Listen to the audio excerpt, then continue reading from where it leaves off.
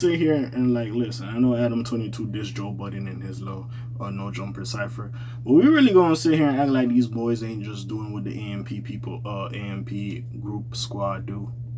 At the end of the day, to be fair, I'm not gonna lie. If AMP does do this again, I wouldn't be surprised if FaZe and RDC do this as well. But hey, let's just get talking. What's up? What's happening? This big K.A. We back in this thing. K too good. He sleep with a coulda upper turn, you know. Big dog went to. So the last time we spoke about Adam22, the one man who's in the culture but just never understands the temperature of the culture. Yes, him. Back at it again with his antics. But Adam22, last time we spoke about him was basically the Kendrick situation when he thought Kendrick should have promoted YG more, which I do feel fair because yes, YG was, you know, the whole West Coast thing versus like Toronto or East Coast, whatever the fuck y'all want to say. And basically the whole he pulled up to the pop out show he performed there. He was in the Not Like Us video. So maybe he could have given him a feature, gave him a look or whatever have you. Maybe. Right? But even though I could kind of see the perspective, what did I say in the video? Kendrick is not YG's manager. So why does he have to do that? Fair, yes, Kendrick does disappear. He disappears for a long time. And maybe after all that, he should have gave them a look. But he's not his manager. Again, and I don't know their friendship levels. Again, the nigga does not have to post his album out of obligation. He's not his artist. He's not his manager. As well, the fact, like I said, YG, when he dropped his album, I didn't even know he had an album coming out. Like, yeah, I seen him dropping the singles. I didn't even know there was a set date. You know what I'm saying? So that's the thing. Also, you got to take in the climate of rapping now, bro. Motherfuckers ain't doing the numbers they was doing before, like 5 or 10 years ago. Motherfuckers ain't really doing them numbers anymore. It is what it is. Like right now, like especially the way they count streams and shit, niggas ain't really buying albums like that. Even though I do feel some of this shit was manufactured with the Travis Scott trying to get #1 from Sabrina Carpenter. More people or his fans, whatever the fuck you want to say, were purchasing physical albums. I don't think a lot of artists, your fan base, is purchasing music. And that's why your sales ain't really doing all that. Also, climate and the trend or whatever, you know, the music industry changes from time to time. And like I said, there was a point hip-hop music was the top dog, so niggas was just checking shit just to check shit. Now that a different genre is on top, like, motherfuckers ain't just gonna be here just sitting here waiting for shit to drop. If you ain't an artist they naturally fuck with or gravitate to, they probably won't check out your shit. Unless if it's on the playlist and they heard some decent songs, then they'll go back and, like, actually look at your project. But anyways, let's talk. By the way, there was no promotion, and especially, I ain't gonna lie. Now looking at it, I don't want to say it was promotion, but that little peace walk you had could have been in there. But anyways, let's talk about it. This is not a YG video. This is a Joe Budden video or Adam22 video. Basically, they do a no jumper cipher, and this is Joe Budden. Now, my thing with Adam22 is why do you just keep doing? It's so weird. Joe laughed it off, and I was just like, mate, just leave it alone. There was a point Adam was going against Joe saying you're not a prominent person in the culture. He said it was him, Vlad, and DJ Academics, which, okay, but Joe's voice compared to your voice, and I'm not trying to disrespect Adam22, but yeah, that nigga's voice is bigger than yours. Nigga was #1 the first time they did the podcaster thing, and then nigga was #2 only because Academics, because Drake and Kendrick mentioned him during this whole Drake beef. And the fact they put your ass at #22 is kind of mean. I ain't gonna lie. It's a play on words. It's funny or whatever, but like, bro, like, it is what it is at the end of the day, bro. And Adam22, I say this all the time, bro. You could get off certain shit because of your ethnicity that Joe can do. You really think, right, if Joe was in the idol industry and was doing all this shit, we wouldn't be clowning Joe Budden in the hip-hop space? No, you could get some of that shit off. You could play some of them games you be playing with, like, Jason Love and your chick. Motherfuckers over here, we killing him, bro. Like, that's the difference. That's the difference. Now, it just depends how much you care about your self-respect or how much you care about money. And clearly, it looks like you care more about money. But anyways, let's have a conversation about it. Let's really have a conversation about it. But Budden laughed it off. Let me see. Is a podcaster by trade and a clout chaser by instinct. I'm not gonna Hey, this article said that, not me, but hey, whoever wrote this, they ain't lying. He knows what will generate views and has been immensely successful at doing it. His approach has garnered criticism from other huge names in the rap podcast space, however, Joe Budden being chief among all of them. Budden and Adam22 do not get along. I wouldn't say they hate each other, but they just don't like certain ways they go about things, maybe.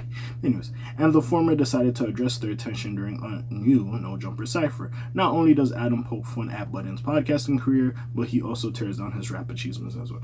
First of all, as much as I do fuck with Adam22, bro, that nigga is the podfather, quote unquote. I know he calls himself that, but at least for the hip-hop space of pod, that nigga been doing it. Sure, he got successful later on, but you gotta give it to the nigga. I can't disrespect him, bro. Like, his, again, I might be biased because I was listening to his podcast first before I even knew you guys had a podcast. I remember that iteration was You, Cam Girl, and House Phone.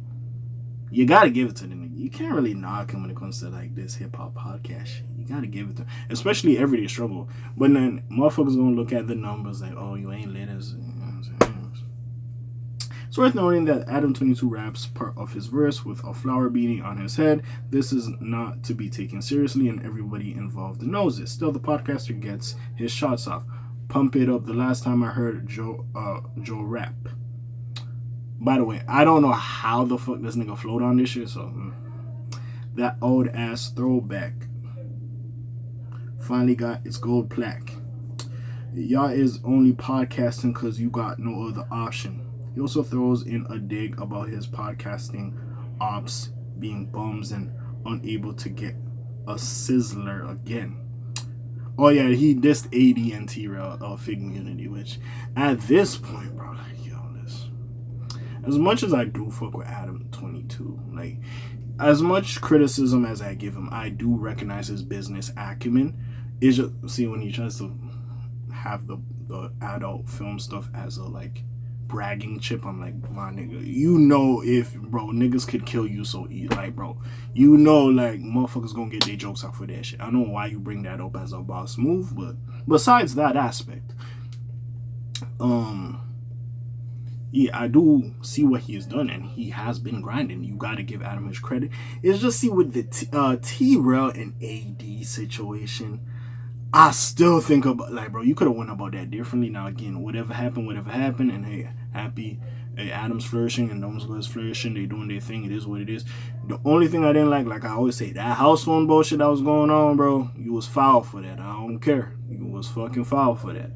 Besides that, right, again, y'all could have went about certain shit differently, but it is what it is. But at this point, you keep talking about these boys, like, again, I don't know if these boys is mentioning you that much, but you keep mentioning these boys, it gets to the point like, well, why you mad that they mentioning you? Because you mention them as much as they mention you at this point, bro. Hey, it is what it is. You want them to stop talking about you, start talking about them. Unless they say some egregious lies. I don't know why you talk about them boys, but anyways. Adam put out the verse knowing it would elect some attention. Yeah, Joe Budden just laughed it up. LOL, Adam aside, it's tough out here for podcasters, and I'm not gonna lie, I wouldn't be surprised you doing this to get some clicks on the YouTube, go low viral. Like, it is what it is. Listen, it is what it is.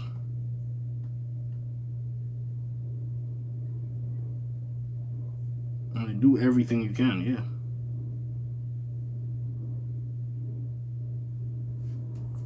Adam, yeah. Joe Budden feels like Adam exploits hip-hop for his own benefit without paying in mind to the young artists exploited.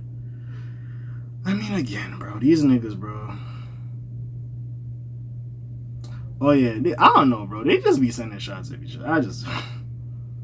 It is what it is at this point, bro. I don't think these niggas will beef, but clearly, bro, they're not really too fond of each other, or maybe the way their business practices go, but at this point, it is what it is. Adam, you really gonna have to lay some shit down for me to be like, oh shit, you cooked this nigga, bro.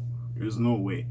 But he was getting this shit off. He was having fun with it. He was wearing a flower beanie like this nigga was Flowey from Undertale. If y'all get that reference, y'all know what it is.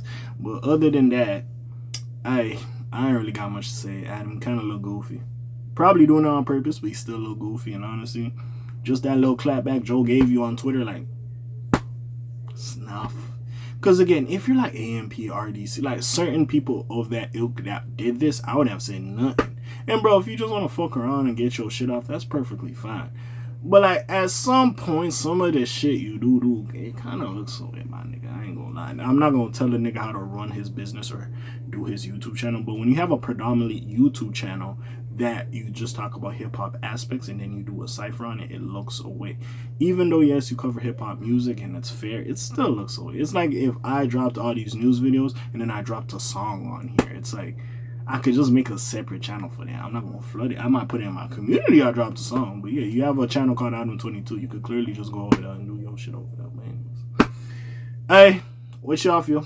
Comments down below, links in the description. Besides that, friendly neighbor K.A. sign off for today. Slimes on peace, y'all, gang. Aye.